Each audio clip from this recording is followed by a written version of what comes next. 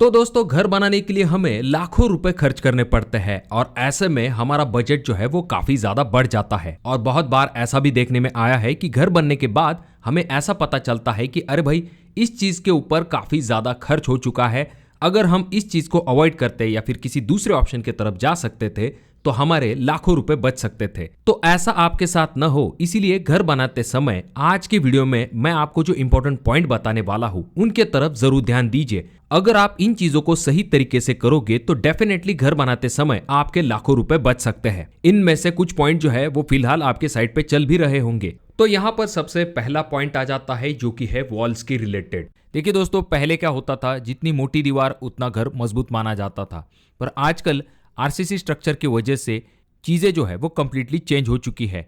देखिए दोस्तों, आरसीसी घरों में आपके पूरे घर का जो लोड है, यानी कि आपके स्लैब का लोड आपके बीम से होता हुआ, कॉलम से होता हुआ आपके फाउंडेशन की तरफ चला जाता है। यानी कि पूरे घर का भार उठाने का काम जो है वो आपके कॉलम करते हैं, दीवारें जो है वो पार्टीशन की तरह काम करती है। तो इसी वजह से हर जगह पर आपको 9 इंची दीवार देने की जरूरत नहीं है। स्पेशली जो घर होते हैं वहां पर आप क्या कर सकते हो, जो आउटर की दीवारें होती है यानी कि जो बाहरी दीवारें हैं वहां पर आप 9 इंची के ऑप्शन की तरफ जा सकते हो, और जो अंदरूनी दीवारें हैं वहां पर आप 4 इंची के ऑप्शन की तरफ जा सकते हो। इसका सबसे पहला फायदा यह आ जाता है कि आपको ईंटें कम लगती है, मोर्टर कम लगता है, लेबर कॉस्ट कम आता है।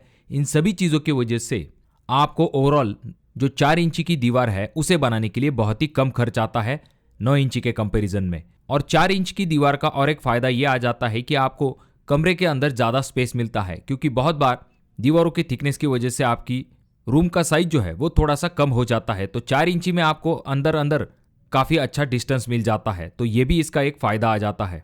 देखिए दोस्तों, सिर्फ सिक्योरिटी के नाम पे हर जगह पर 9 इंची दीवार देना जस्टिफाई नहीं होता है। सही design, proper bond, lintel, plaster और क्वालिटी वर्क भी काफ़ी इंपॉर्टेंट होता है।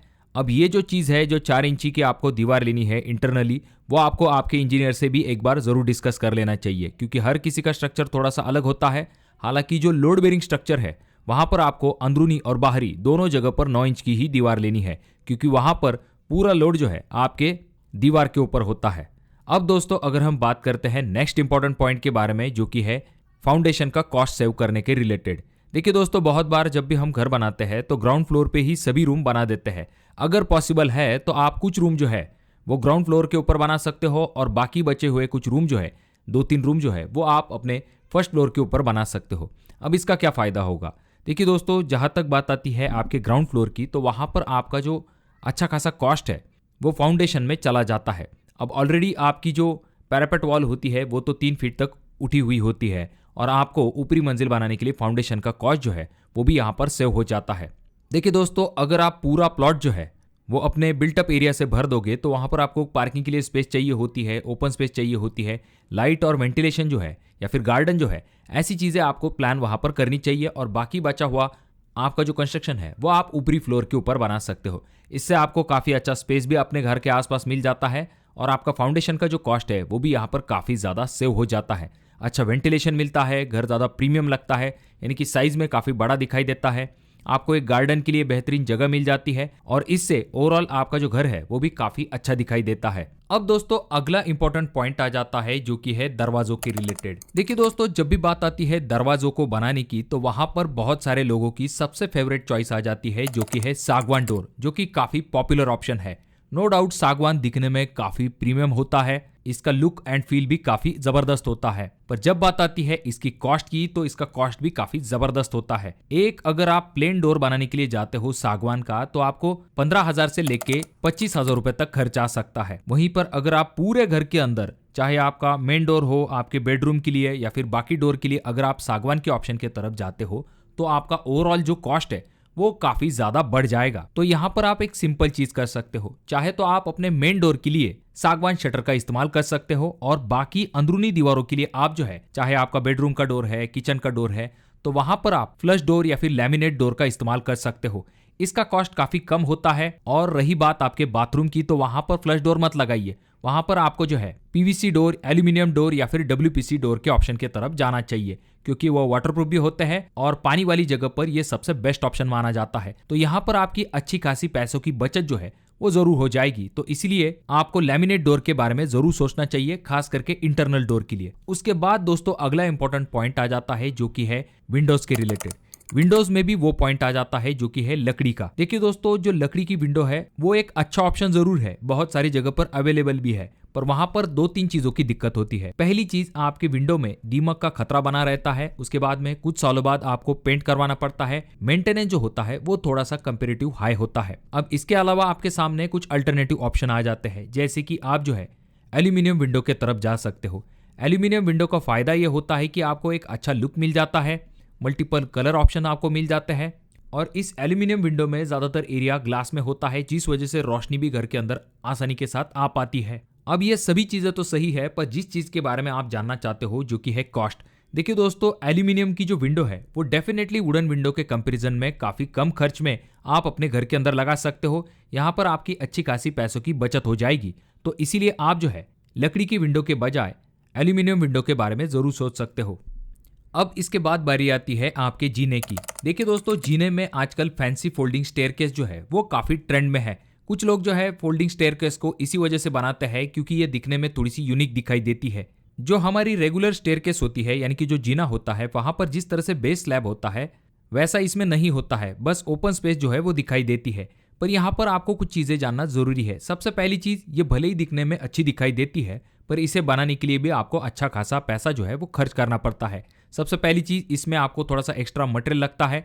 उसके बाद में जो लेबर है वो भी आपसे एक्स्ट्रा कॉस्ट लेती है, और ऐसी चीजों के लिए आपको एक्स्ट्रा टाइम जो है वो भी देना पड़ता है।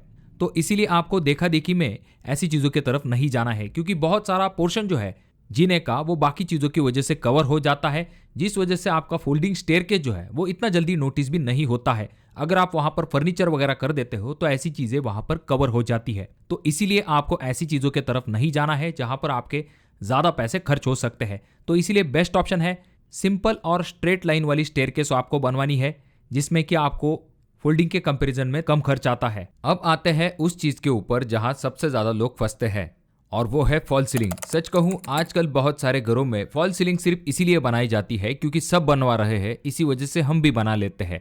लेकिन आप खुद से पूछिए कि क्या वाकई में आपको इसकी जरूरत है। अगर आपका घर 1000 स्क्वायर फीट है और वहां पर अगर आप हेवी फॉल सीलिंग करवाते हो तो आपका जो बजट है वो 1 से लेकर 1.5 लाख रुपए तक बढ़ सकता है। कुछ लोग जो है अपने लिविंग रूम में तो करवा लेते हैं, किचन में, बेडरूम में, यहाँ तक कि अपने बाथरूम में भी फॉल सीलिंग के ऑप्शन की तरफ जाते हैं। पर क्या सच में इतनी जगह पर करना यह जरूरी होता है? जहां तक बात आती है आपके लिविंग रूम की, तो वहां पर डेफिनेटली यह एक अच्छा ऑप्शन हो सकता है, पर बाकी जगह पर क्या? इसके बजाय आप जो है कुछ अदर ऑप्शन ट्राई कर सकते हो जहां पर आपको खर्च कम आ सकता है। जैसे कि आप बेडरूम जैसी जगह पर प्रोफाइल लाइट के ऑप्शन की तरफ जा सकते हो विदाउट फॉल सीलिंग वाले, जिसमें कि आपको कम खर्च आता है। अगर आप चाहो तो कुछ बेहतरीन विकल्प है, जैसे कि प्लेन सीलिंग आती है, उसके बाद में सरफेस लाइट्स आती है, ट्रैक लाइट आते हैं, स्पॉट लाइट आते हैं, या फिर क्लियर मॉडर्न लाइटिंग लेआउट जो है उसके तरफ आप जा सकते हो, जिसमें कि स्लैब के अंदर ही पॉइंट निकाले जाते हैं, आपको फॉल सीलिंग वगैरह करवाने की जरूरत नहीं होती है। देखिए दोस्तों, मतलब यहाँ पर एकदम साफ है, स्टाइलिश घर के लिए आपको फॉल सीलिंग की जरूरत नहीं होती है। मिनिमल लाइटिंग और प्लेन सीलिंग का अगर आप इस्तेमाल करते हो तो ये काफी ट्रेंडी दिखाई देता है और इसका लुक भी काफी स्ट्रांग आता है। तो आप कमेंट करके ये जरूर बताइए कि आपके हिसाब से फॉल सीलिंग सबसे बेस्ट रहेगी या फिर plain ceiling with modern light, comment जरूर कीजिए। अब दोस्तों, बहुत बार लोग क्या करते हैं, फ्लोरिंग में मार्बल या फिर ग्रेनाइट को एक स्टेटस मान लेते हैं और उन्हें ही अपने फ्लोरिंग के ऊपर लगाने के बारे में सोचते हैं। देखिए दोस्तों, जब भी बात आती है मार्बल की या फिर ग्रेनाइट की, तो यहाँ पर आपको कॉस्ट काफी ज्यादा देना पड़ता है। पहली चीज, मार्बल हो या फिर ग्रेनाइट हो काफी महंगे आते हैं, यानी कि अगर आप अच्छे क्वालिटी का ग्रेनाइट या फिर मार्बल मार्केट में लेने के लिए जाते हो तो 80 रुपए, 90 रुपए, 100 रुपए से इसका जो कॉस्ट है वो स्टार्ट हो जाता है। हालांकि ये कॉस्ट काफ़ी आगे भी चला जाता है, पर हमने एक टेंटेटिव रेट यहाँ पर देखा है। उसके बाद इन्हें फिक्स करने के लिए जो लेबर कॉस्ट होता है वो भी काफ़ी ज़्यादा होता है। तो देखिए दोस्तों, कोई ज़रूरत नहीं है आपको मार्बल लगाने की। अगर आप चाहते ही हो तब जाकर आप लगा सकते हो, पर अगर आप कम बजट के अंदर एक लग्जरियस लुक देना चाहते हो तो आपके सामने वेट्रीफाइड टाइल जैसा एक बेहतरीन ऑप्शन आ जाता है। क्योंकि देखिए दोस्तों, अल्टीमेटली कोई भी चीज़ आप लगा दो 10-12 साल बाद वो आउट ऑफ ट्रेंड हो जाती है। तो यहाँ पर टाइल्स एक बेहतरीन ऑप्शन हो सकता है, क्योंकि जो मार्बल या फिर ग्रेनाइट है उनसे आधे से भी कम दाम के अंदर आप अपने घर के अंदर फ्लोरिंग लगा सकते हो। यहाँ पर कॉस्ट का काफ़ी बड़ा डिफरेंस आ जाता है। इनका मेंटेनेंस जो होता है वो भी काफ़ी आसान होता है। लेबर कॉस्ट जो होता है वो भी कंपेरेटिवली कम होता है। इनमें आपको पॉलिशिंग की ज़रूरत नहीं होती है, ना ही स्टेन की कोई चिंता करने की ज़रूरत नहीं होती है। और रही बात कलर की, वैरायटी की, डिज़ाइन की, तो यहाँ पर आपको बहुत सारे कलर, पैटर्न, डिज़ाइन जो है वो आराम के साथ मिल सकते हैं और लॉन्ग टर्म परफॉर्मेंस के हिसाब से भी एक अच्छा ऑप्शन हो सकता है। देखिए दोस्तों, अगर आप पूरे घर के अंदर सेम टाइल यूज़ करते हो जैसे कि वाइट, बेज या फिर पेस्टल शेड वाली, तो घर ज़्यादा स्पेशियस, क्लीन और प्रीमियम लगता है। तो इसीलिए ज़रूर ध्यान में रखिए कि लग्जरी का मतलब हमेशा नेचुरल मार्बल नहीं होता है, कई बार स्मार्ट फिनिश सिलेक्शन भी होता है। तो यहाँ पर अगर आप टाइल में इस तरह की बेहतरीन डिजाइन का इस्तेमाल करते हो तो ये दिखने में भी अच्छा दिखाई देगा और आपके जेब के ऊपर भी भारी नहीं पड़ेगा। अब वीडियो में आगे बढ़ने से पहले आपके जो कोई भी सवाल है तो कमेंट जरूर कीजिए। अगर आपकी कमेंट इंटरेस्टिंग होती है तो उस टॉपिक के ऊपर मैं सेपरेट वीडियो बनाने की जरूर कोशिश करूंगा। अब अगर हम बात करते हैं नेक्स्ट इंपॉर्टेंट पॉइंट के बारे में, जो कि है सीमेंट के रिलेटेड। देखिए दोस्तों, सीमेंट में आजकल हम क्या करते हैं, सीमेंट के नाम पे ज़्यादा इंप्रेस हो जाते हैं। यानी कि किसी ब्रांड की पैकेजिंग अच्छी होती है, किसी ब्रांड की जो ऐड जो है वो ज़बरदस्त होती है, कोई फैशनेबल नाम होता है जिसमें कि कोई ऐसा नाम दिया जाता है जिस वजह से सीमेंट कंपनियां आपसे 30-30, 40-40 रुपए जो है वो ज़्यादा देती है।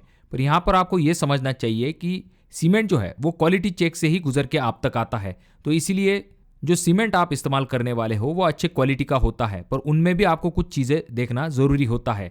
जैसे कि आपको इन फैंसी नाम के बजाय ये देख लेना चाहिए कि ग्रेड क्या है, एप्लीकेशन कहाँ पर है, मिक्स सही हो रहा है या फिर नहीं, वाटर क्वांटिटी सही है या फिर नहीं, वाइब्रेटर का इस्तेमाल किया जा रहा है या फिर नहीं।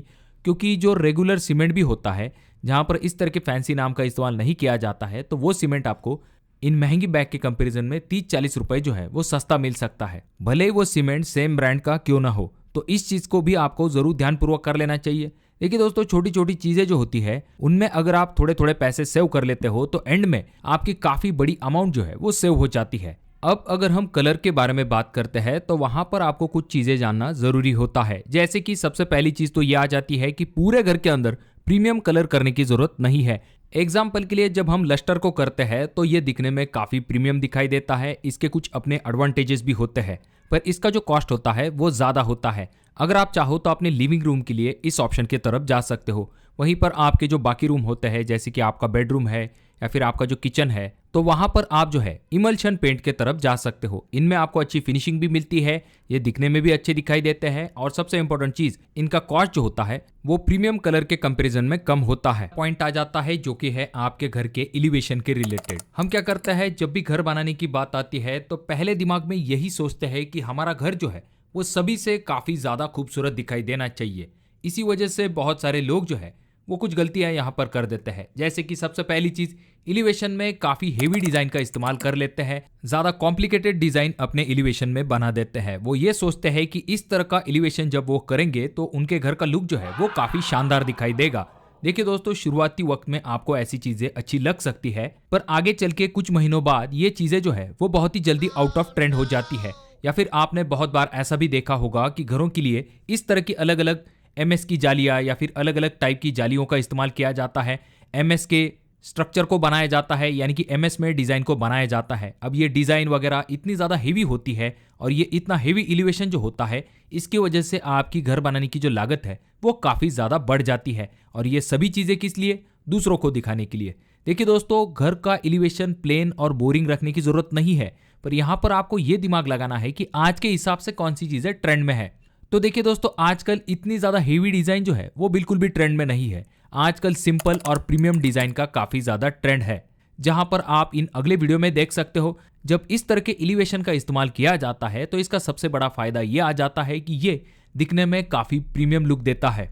इस तरह के जो घर होते हैं वो काफ़ी रिच दिखाई देते हैं। और दूसरा सबसे बड़ा फायदा यहाँ पर यह आ जाता है कि ऐसी चीजों के लिए आपको ज्यादा पैसे भी खर्च करने की जरूरत नहीं होती है। और जब इस तरह के सिंपल एलिवेशन एलिमेंट्स का इस्तेमाल किया जाता है तो ये घर जो है वो जल्दी आउटडेटेड भी नहीं होते हैं। तो इसीलिए एलिवेशन करते समय आपको इन इंपॉर्टेंट चीजों के तरफ जरूर ध्यान देना चाहिए। अब दोस्तों, अगली चीज आ जाती है जो कि है आपके घर के इलेक्ट्रिकल वर्क के रिलेटेड। घर बनाते समय लोग इलेक्ट्रिकल वर्क में गलती क्या करते हैं, वो पूरा काम जो है वो इलेक्ट्रिशियन के भरोसे पे छोड़ देते हैं।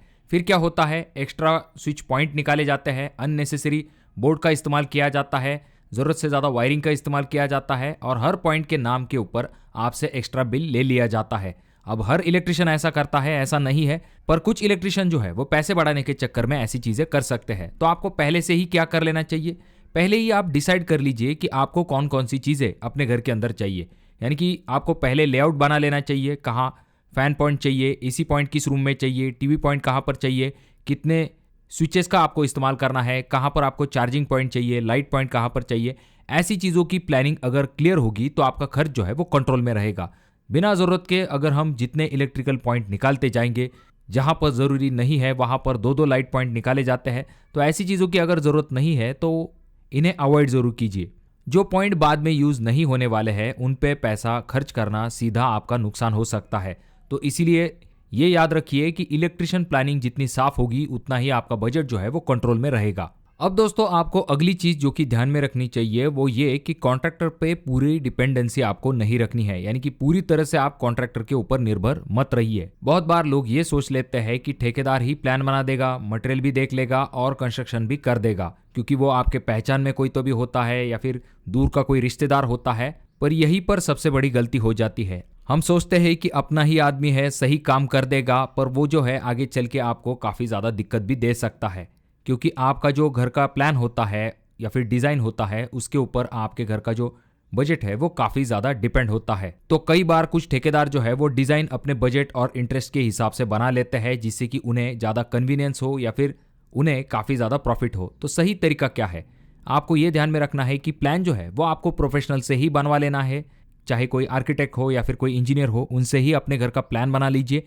प्लान में आपके कुछ हज़ार रुपए जाएंगे, पर इससे आपके लाखों रुपए की बचत हो सकती है, क्योंकि जगह जो है वो सही तरीके से इस्तेमाल हो जाएगी और आपको बाकी चीज़ों की दिक्कत नहीं होगी। उसके बाद में स्ट्रक्चरल डिज़ाइन अगर पॉसिबल है तो अलग से करा लीजिए, कॉन्ट्रैक्टर को अलग चुनिए। इससे फ़ायदा ये होगा कि बेटर कंट्रोल होगा, ट्रांसपेरेंट कॉस्टिंग रहेगी, बेटर क्वालिटी आपको मिलेगी, लेस कंफ्यूजन होगा, क्योंकि आप ड्राइंग के हिसाब से ही अपने घर का काम करोगे और यहाँ पर मैनिपुलेशन का भी चांस जो है वो काफी कम हो जाएगा। सारे कॉन्ट्रैक्टर गलत नहीं होते हैं, लेकिन सिस्टम जो है वो सही होना काफी ज्यादा जरूरी होता है। और जब भी घर का काम चलता है दोस्तों, तो प्रैक्टिकली ऐसा देखने में आया है कि मकान मालिक जो है वो खुशी खुशी कुछ चीजें जो है अपने घर के अंदर करना पसंद करता है, जो कि बाहर देख लेता है, पर आगे चल के जब फाइनल बिल आता है तो उसे पता चलता है कि भाई इसमें तो काफी ज्यादा पैसे जो है वो खर्च हो चुके हैं।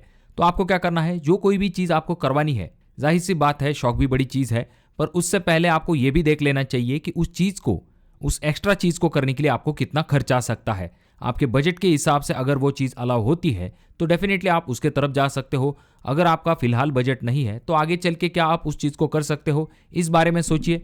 कहीं ऐसा ना हो जाए कि इन एक्स्ट्रा चीज़ों की वजह से आप लाखों रुपए का बिल जो है वो बढ़ा लो और उसे देने में आपके पसीने छूट जाए।